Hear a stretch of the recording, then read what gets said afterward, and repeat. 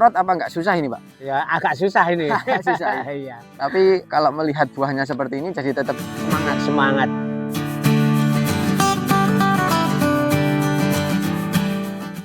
Assalamualaikum warahmatullahi wabarakatuh, sahabat petani semua. Video kali ini kita akan mencoba menguji kualitas dari cabai Absolut 69 ketika dihadapkan di daerah yang sangat endemik terhadap serangan virus dan berseberangan langsung dengan tanaman tua yang sudah terkena serangan virus.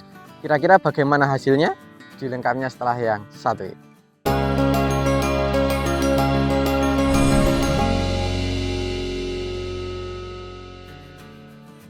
Oke, baik sahabat petani semua, kembali lagi bersama saya Zaki di channel Mitra Bertani TV.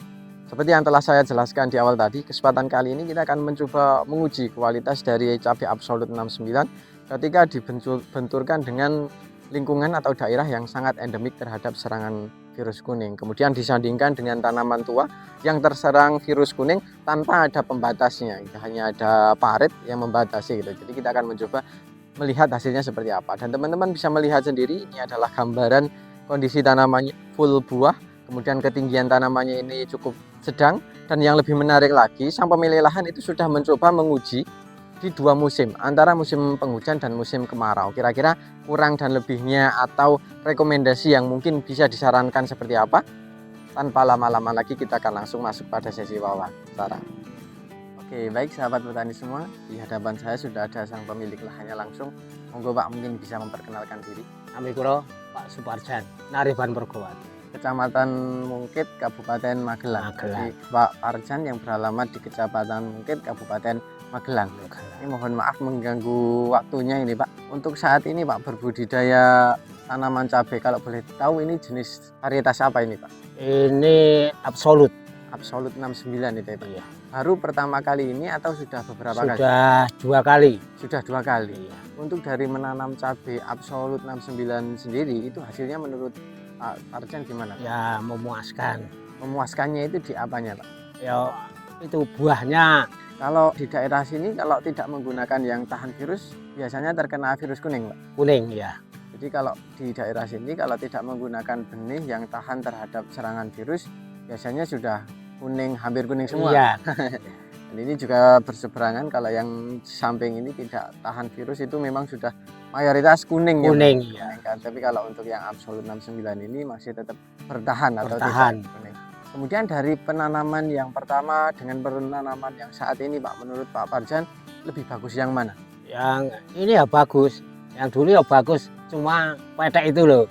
Karena musim hujan. Oke, jadi musim hujan. Jadi kalau kondisi tanamannya sebenarnya sangat bagus. Bagus ya. Karena pas waktu itu musim hujan, intensitas hujannya cukup tinggi sehingga lebih mudah dari terserang patek. Oh iya. Kalau untuk saat ini alhamdulillah untuk patek aman. Aman. Kemudian kalau untuk produktivitas atau hasil buah yang dihasilkan sangat lebat ini ya Pak? Iya. Kalau boleh tahu ini sudah petikan yang keberapa Pak ini? Ini ke-6. Ke-6, sudah Iya. ke-6. Kalau dari total tanaman sekitar berapa tanaman ini Pak? 1.200-an. 1.200. Kemudian petik yang terakhir itu dapat berapa Pak? 24 kilo. 24 kilo di petikan yang keempat. Iya. Ke-6 ya? Ke-6. Ke-6. Dengan interval berapa hari sekali Pak? 3 hari. 3 hari sekali gitu. Jadi interval pemetikannya memang sengaja dibuat rapat karena mungkin kalau untuk tipe yang seperti ini kulitnya tidak terlalu tebal.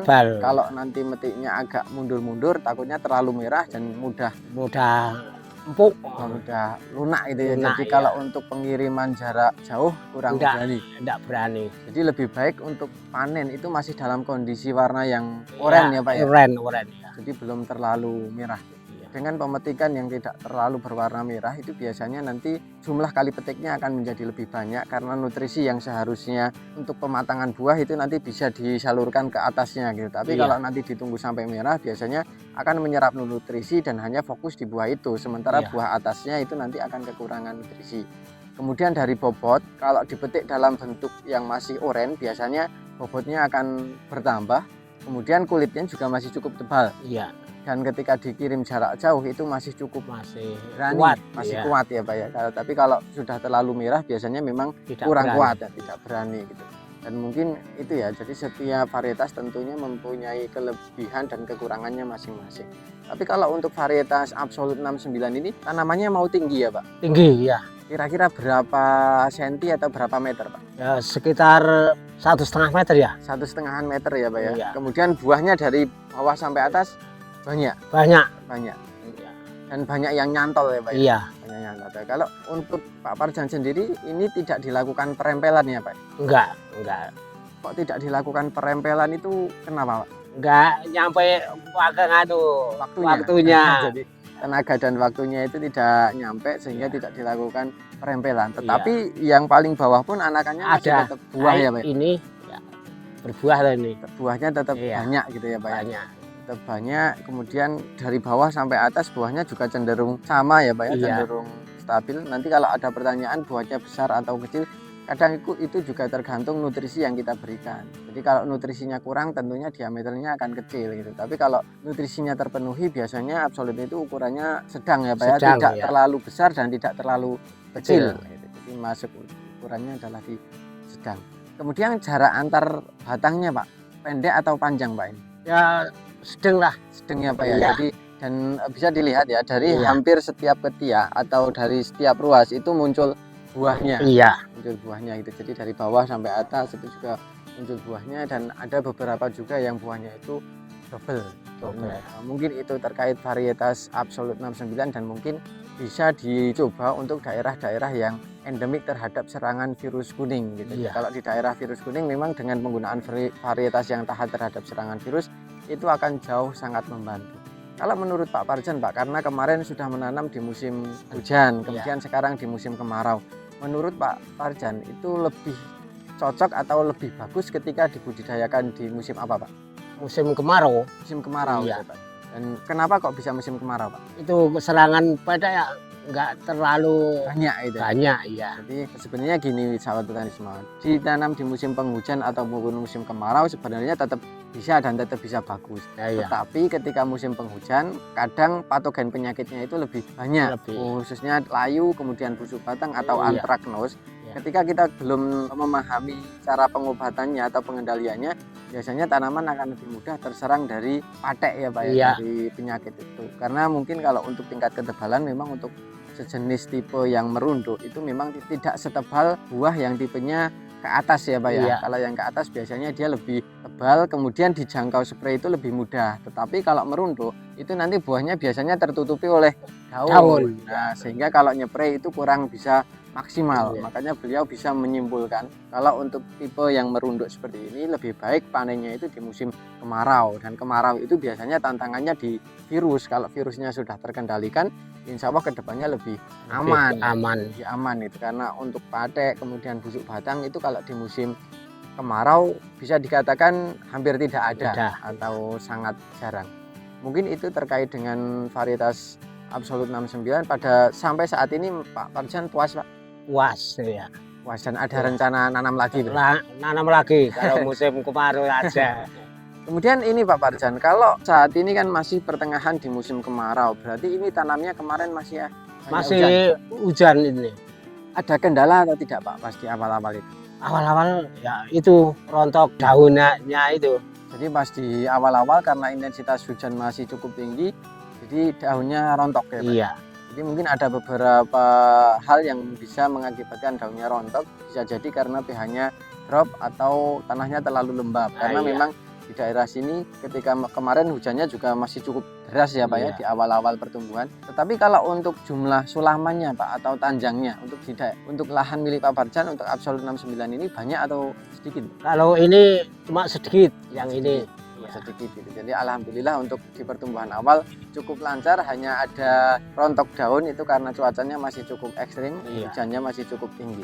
Kemudian untuk mengendalikan itu atau memulihkan daun rontok atau pertumbuhan awal yang mungkin karena masih musim hujan, itu terus dipupuk menggunakan apa Pak? Saya cor. Pakai basal sama Posca, cuma itu. Cuma dua bahan itu ya Pak? Kalau dosisnya itu kira-kira berapa Pak?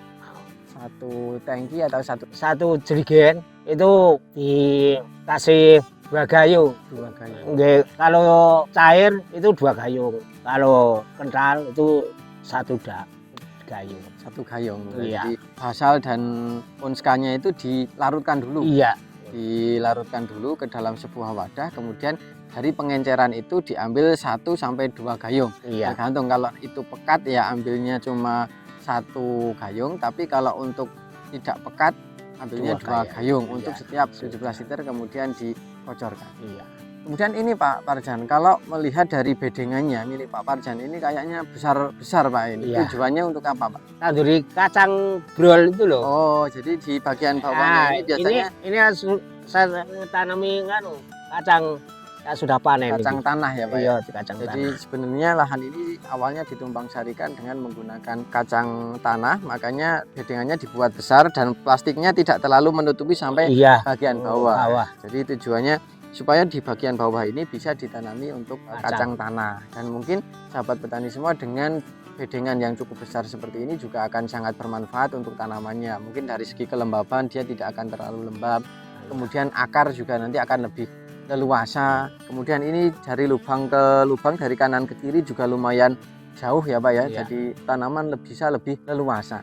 Dan meskipun bedengannya besar, kemudian jarak antar bedengannya juga panjang, tetapi teman-teman bisa melihat bahwa ini tanamannya sudah hampir tepung ya Pak. Iya. Tepung. Jadi yang kanan sudah ke kiri, yang ke kiri sudah ke kanan. Jadi sudah hampir mau bertemu. Iya. Kalau nyemprot apa nggak susah ini Pak? Ya agak susah ini. Agak susah. Iya. Tapi kalau melihat buahnya seperti ini jadi tetap semangat. Semangat ya. Semangat. Jadi teman-teman bisa melihat sendiri, saya tidak akan terlalu banyak berbicara. Teman-teman bisa melihat kondisi buahnya seperti apa. Dan ini jarak bedengannya awalnya ini sekitar 2 meter lebih atau berapa Pak? Pas Bedengan buah-buahnya 2/4. 2 meter 1/4 dan sekarang sudah rata dengan tanaman. Iya. Dan ini untuk kalau dilihat dari atas tanahnya sudah tidak begitu terlihat gitu, karena memang sudah dipenuhi oleh tanamannya. Kemudian dari bedengannya sendiri Pak, ini kenapa kok arahnya ini memanjang, tidak dibuat memendek-pendek gitu. Kalau yang lain kan biasanya pendek-pendek, kalau ini dibuat memanjang, itu tujuannya untuk apa Pak? Kalau saya nggak suka terlalu dekat Bedengan terlalu kebanyakan ini loh, kenapa kalenan. kalen. Oh, ya.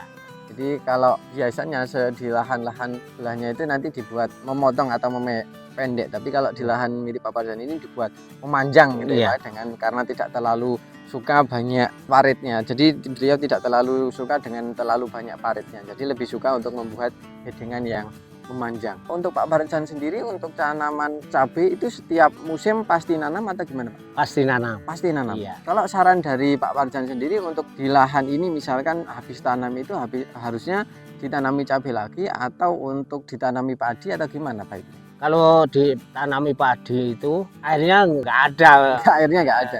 Tapi kalau lebih bagus harusnya apa kacang, apa jagung. Oh, jadi sebaiknya ada pergantian tanaman. Iya. Tidak melulu harus tanaman cabai terus-menerus gitu ya Pak ya. Jadi nanti untuk perbaikan tanah, kalau untuk yang daerah yang ada airnya itu sebaiknya ada rotasi tanaman.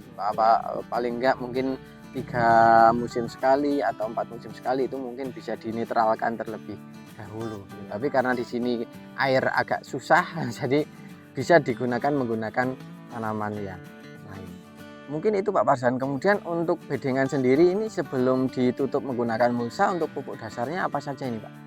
Pupuk kandang, lalu disebari Posca sama TS. Sama TS beda. Itu habisnya berapa Pak? Itu satu ini 5 kilo. 5 kilo. Iya. Ini ya cuma berapa meter ya? 5 kilo itu untuk semua tanaman ini atau dicampurkan tengah? Tapi 5 kilo itu untuk semua. Iya. Oh, iya. Berarti dosisnya sangat sedikit sebenarnya. Iya. 5 kilo itu yang Ponska atau semuanya? Semuanya. Semuanya. Jadi Ponskanya 5 kilo, TSP-nya 5 kilo atau gimana Pak? Enggak. Poskanya 3 kilo, TS-nya 2 kilo. Cuma 2 bahan itu. Iya. Ngirit berarti ini Pak. Ngirit. Kalau untuk pupuk kandangnya habis berapa ini? Ini habis 60 kandi.